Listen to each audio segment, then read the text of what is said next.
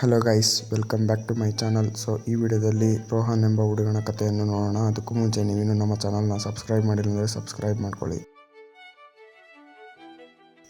ಅಂತಕ ಮತ್ತು ಸ್ವಯಂ ಅನುಮಾನದಿಂದ ಬಳಲುತ್ತಿರುವ ರೋಹನ್ ಎಂಬ ಯುವಕನನ್ನು ಭೇಟಿ ಮಾಡಿ ಅವನು ಕಳೆದು ಹೋದ ಮತ್ತು ಪ್ರಪಂಚದಿಂದ ಸಂಪರ್ಕ ಭಾಸವಾಗುತ್ತಾನೆ.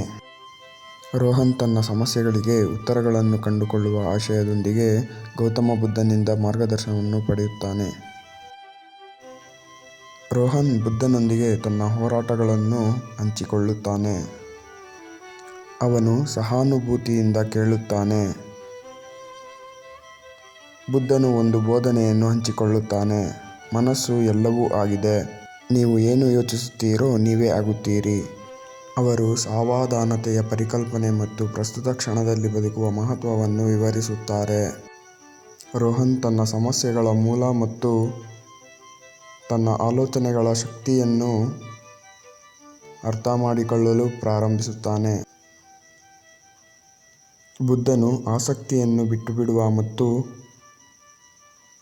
ಪ್ರಸ್ತುತ ಕ್ಷಣದಲ್ಲಿ ಬದುಕುವ ಮಹತ್ವವನ್ನು ಒತ್ತಿ ಹೇಳುತ್ತಾನೆ. ರೋಹನ್ ತನ್ನ ಆಲೋಚನೆಗಳು ಮತ್ತು ಭಾವನೆಗಳನ್ನು ಪರಿವರ್ತಿಸುವ ಮೂಲಕ ಸಾವಧಾನತೆ ಮತ್ತು ಧ್ಯಾನವನ್ನು ಅಭ್ಯಾಸ ಮಾಡುತ್ತಾನೆ.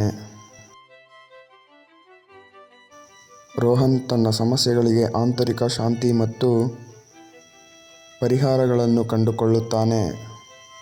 ಬುದ್ಧನ ಮಾರ್ಗದರ್ಶನಕ್ಕಾಗಿ ಧನ್ಯವಾದ ಹೇಳುತ್ತಾನೆ.